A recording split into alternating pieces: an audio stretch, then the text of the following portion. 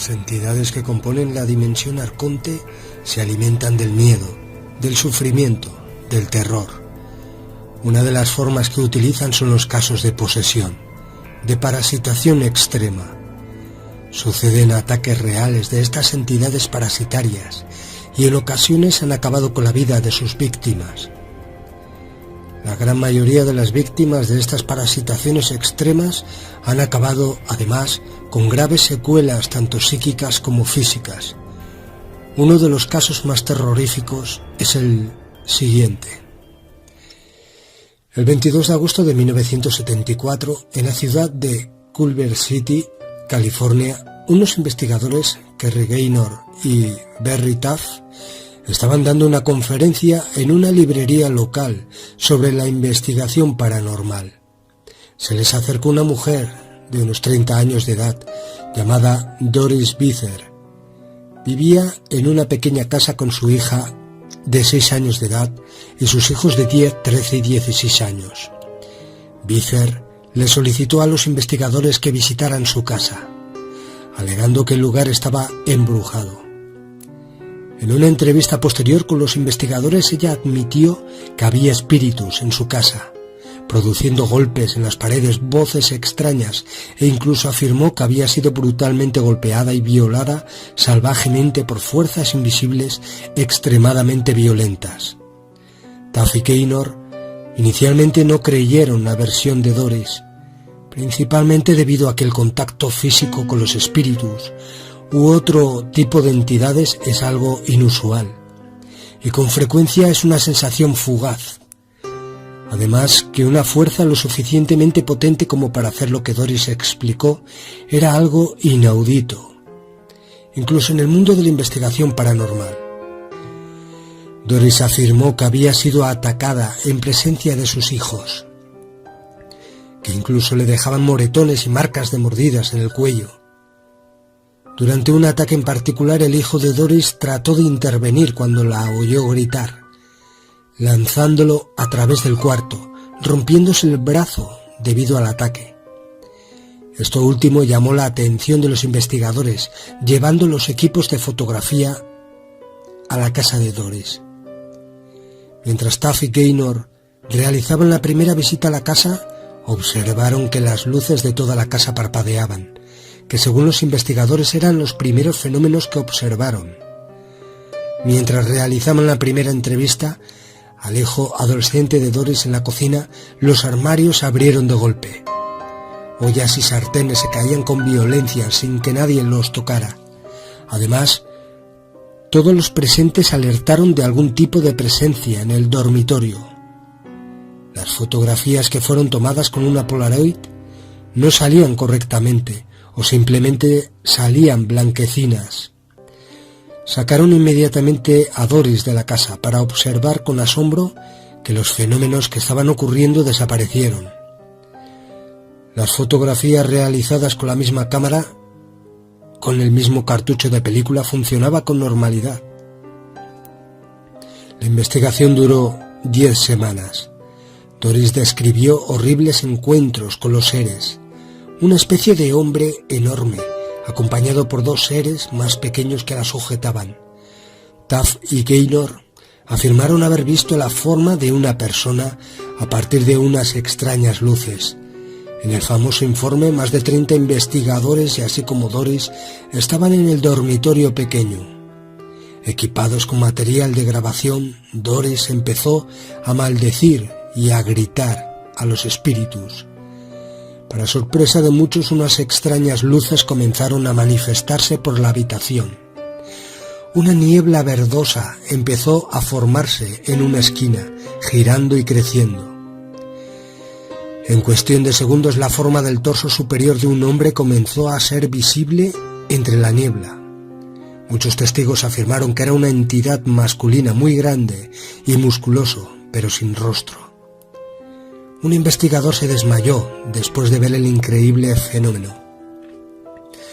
Las cámaras de grabación fallaron y solo pudieron capturar la imagen de lo que parece ser un arco de luz flotando en medio de la habitación, así como algunos orbes de luz. Muchos expertos han revisado las fotografías en las que se muestra a Doris sentada en una cama rodeada de investigadores y el arco de luz en el centro de la imagen. Al tratarse de una habitación con esquinas, si alguien hubiese utilizado un proyector, hubiesen habido dobleces en el arco, y no lisa como se puede observar. Al finalizar la investigación recomendaron a Doris mudarse debido a la gravedad de la situación. La familia Bither se fue a vivir a San Bernardino, en Texas, manteniendo el contacto con los investigadores. Lo que realmente no esperaban los investigadores era que los ataques no desaparecieron. Doris continuó siendo brutalmente asaltada. La tercera noche decidimos hacer la sesión en el dormitorio. Le pedí al ente que si realmente estaba allí, que apareciese. Y entonces la luz salió de la pared y se desplazó hasta el medio de la habitación. Empezó a girar y a expandirse en todas las direcciones. Teníamos a 9 fotógrafos profesionales distribuidos por la habitación, disparando sus cámaras desde todos los ángulos. Fue increíble. Esa cosa flotaba en medio de la estancia y era dimensional. Es imposible falsificar algo así sin disponer de sofisticados sistemas de láser. Taft contó que en realidad había 3 esferas de luz, una verde amarillenta y 2 de luz blanca. Nosotros vimos bolas de luz. De algún modo las cámaras recogieron arcos luminosos, pero lo que nosotros vimos eran bolas de luz.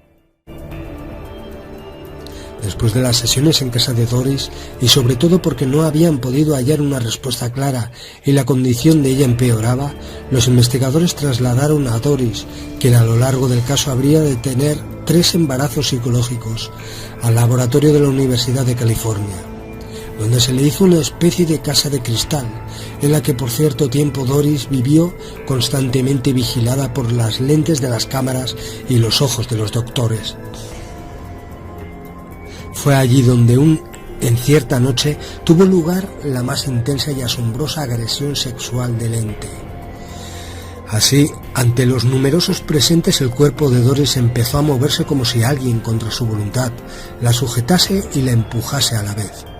Era el ente que en aquella noche, más que en ninguna otra, evidenció una naturaleza posiblemente humana en virtud de sus conductas sexuales. Lastimosamente, de aquella depravada sesión de acrobacias necrófilas no quedó nada, pues las cámaras no lograron registrar nada con la contundencia suficiente como para hacer tambalear el ortodoxo juicio científico e inclinarlo hacia la hipótesis paranormal. Al ataque anterior siguieron muchos otros. Entretanto, uno de los psicólogos, en una sesión hipnótica, descubrió que Doris había sufrido abusos sexuales durante su infancia. A partir de allí, el juicio de los investigadores se dividió en 2 grandes bloques. Por un lado, aquellos que creían que todo estaba en la mente de Doris, pasando por desde grandes escépticos que se limitaban a explicaciones psiquiátricas rebuscadas, hasta investigadores de mente abierta que adoptaban la hipótesis parapsicológica de que la mente de Doris había creado proyecciones energéticas que se plasmaban en la gama de fenómenos desconcertantes que habían visto.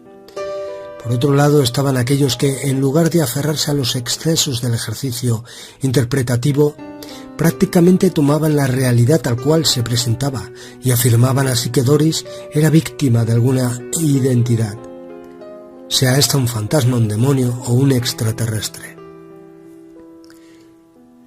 Con el paso de los años, Doris Bither desapareció con su familia, pasó a la clandestinidad.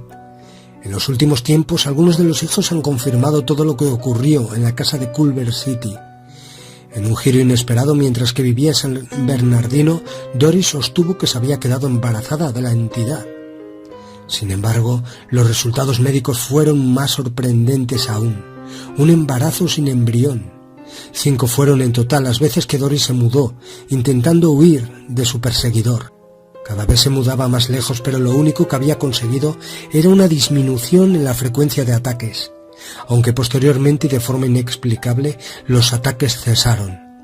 Fue entonces por fin que Doris vivió con tranquilidad hasta que el cáncer la condujo a la muerte, un 25 de julio de 2006. Casos similares a este han ocurrido y siguen ocurriendo hoy en día. Estas entidades parasitarias se acoplan a la víctima y arruinan su vida. Les exprimen la energía vital, las acosan, las maltratan hasta volverlas locas, hasta acabar con ellas. Ellos eligen a la víctima según su estado emocional, según lo indefensa que esté la víctima. La única defensa y protección que tenemos es nuestra luz interior, nuestra fuerza interior. Además, reconectando con la fuente original evitarás que este tipo de parásitos se te acoplen, ya que la luz los quema y odian a aquellos que poseen fuerza interior, que usan su verdadera esencia para repelerlos.